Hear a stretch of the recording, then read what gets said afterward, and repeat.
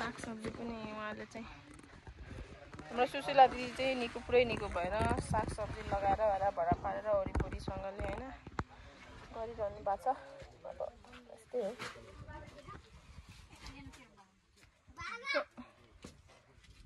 त्यो पैसा चाहिँ अब सुँगुर किरिहाल्नु कि त्यो अस्ति लिएको चामल चाहिँ सकिया थियो कि थियो अझै छ कति छ ल अब चाहिँ राम्रोसँगले निको हुनुभयो होला। अहिले त दाइले टर्चर गर्नु भएको छैन, रक्सी खानु भएको छैन होला नि।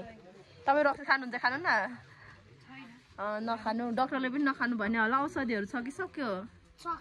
औषधिहरू छ। अब औषधि थप्नु पर्दैन भनेको थियो र निको हुनुभयो।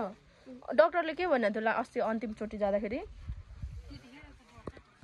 डक्टर भेट्नु भएन? कसलाई भेटेर आउनुभयो त? ए बाहिर औषधि लिएर आउनुभयो। ल ठिक छ, अब निको हुनुभयो नि। तपाईँलाई यसो उपचार गरेर होइन यताउति फेसबुकतिर सामाजिक सञ्जालतिर हामीले बचाउनुपर्छ, पैसा यसो सहयोग गरिदिनुहोस् भन्यौँ। अब सहयोग पनि सबैजनाले गर्नुभयो। तपाईँ पुरै निको हुनुभयो होइन त? ल अब चाहिँ अब तपाईँलाई कति धेरैजना मान्छेले निको होस्, चाँडै निको होस्, ल मैले यति लगाइदिन्छु, फलानाले यति लगाइदिन्छु भनेर कति धेरैले सपोर्ट गरेको छ, कति धेरैले पैसा लगाइदिएछ। त्यो सबैजनालाई एकचोटि धन्यवाद। मलाई निको पारिदिनु भयो भनिदिनुहोस् न त। मलाई सहयोग गरिदिनु भयो, मलाई निको बनाउनु भयो होइन? त्यही त हो। ल ठिक छ। अनि चिन्ता नगर्नु, हामी छौँ फेरि पनि। अब तिमीहरूको लागि के गर्नुपर्छ, के कार्यक्रम दिनुपर्छ हामी छौँ है। अनि अब तपाईँ अब अस्ति यहाँ सबै झोर घारीहरू थियो नि है, अस्ति सुरुमा अब तपाईँ पनि बिरामी हुनुहुन्थ्यो। अनि अहिले यसरी सागसब्जीहरू लाउनु भएछ। अस्ति लिएको आलु त्यहीँ रोप्नु भएको हो? आलु पनि राम्रैसँगले रोप्नु भएछ, अलिअलि मल कम भएछ। ल सुँगुर टुङ्गुर राम्रोसँगले स्याहार्नु। अब फेरि पनि उपचार गर्नुको लागि यो सागहरू यसो डाँडातिर बेच्नु ल्याउनु भयो हुन्छ, हामी किनिदिन्छौँ। त्यो सुँगुरलाई राम्रो स्याहार्नु, औषधिहरू खानुपर्छ। यो सुन्तलाहरू पनि तपाईँहरूले रोप्नु भएको, आफैले रोप्नु भएको यो बिरुवाहरू?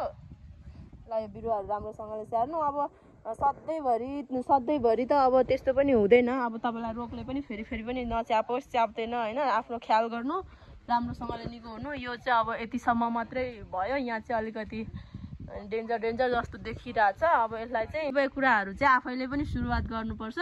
यसलाई डाङडुङ यो टिमहरूलाई भत्काएर होइन, योभन्दा अलिक माथिसम्मको यो गर्नु भएर यहाँ चाहिँ यसै लेप लाउनु भयो भने चाहिँ अलिक स्थायित्व अलिक राम्रो दरिलो हुन्छ।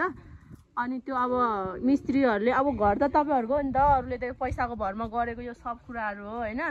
त्यो भएर अब उनीहरूले कति गर्यो त्यो उनीहरूको ठाउँमा छ। तर यो पछि त्यो तार पाइन्छ क्या, 150 रुपियाँ केजी पर्छ, बेन्डिङ वायर भन्छ। सो घोटासोटा जानुभएको बेला यो बेन्डिङ वायरहरूले सबै कुरा अलिक राम्रोसँगले टाढाटुडुङ पारेर बाँध्नु। ल निको हुनुभएछ, खुसी लाग्यो है त। अब तपाईँ र म एउटा फोटो खिचौँ न त ल। पुरै ठिक भइसक्नु भयो। उहाँ चाहिँ एकदम सुखी भएर खुसी भएर एकदम ह्याप्पिनेसको स्माइल हाँसिरहनु भएको छ, चामल पकिरहनु भएको छ। ल अब राम्रोसँगले बस्नु होला।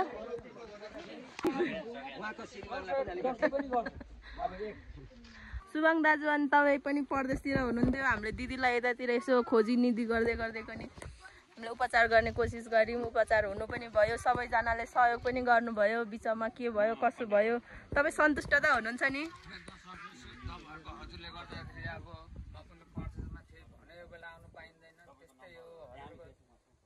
होइन हजुरको कारणले मात्रै नभइकन एक थुकी सुकी 100 थुकी चाहिँ समुद्र बन्छ भने जस्तै हामीले पनि अरूले गरे जति नै 1000-2000 नै सहयोग गरेको हो। तर हाम्रो यहाँनिर भौतिक रूपमा उपस्थित भयो होला, कति मान्छेहरू उपस्थित हुन चाहँदै पनि उपस्थित हुन सक्नु भएन। नसक्दै गर्दाखेरि पनि देश परदेशबाट सुशीला राई अथवा सुबाङको मिसेसलाई चाहिँ बचाउनुपर्छ, उपचार गर्नुपर्छ भनेर उहाँहरूले सक्थ्यो। उहाँहरूको इच्छा अनुसार उहाँ सम्पूर्णजनाले गर्नु भएर अब निको पनि हुनुभएछ होइन। यसो उब्रे पाब्रेको पैसाले घरमा टिनसिन पनि लाइयो कति। ल अब सुशीला राई बचाउ अभियान पनि आजदेखि हामीले अन्त्य गऱ्यौँ होइन त? सुशीला राईलाई बचाइओरिकन कहाँ बस्ने कसरी बस्ने भनेर यतिको गर्यो। ल हामीले चाहेर मात्र कुनै कुरा सम्भव थिएन। यो यात्रामा तपाईँ सम्पूर्ण जोडिनु भएर यहाँसम्म साथ सपोर्ट गरेर हाम्रो कदमलाई सक्सेस बनाउनुमा हजुरहरूको ठुलो हात छ। हजुरहरूको योगदानलाई एकदम सम्मानका साथ धन्यवाद।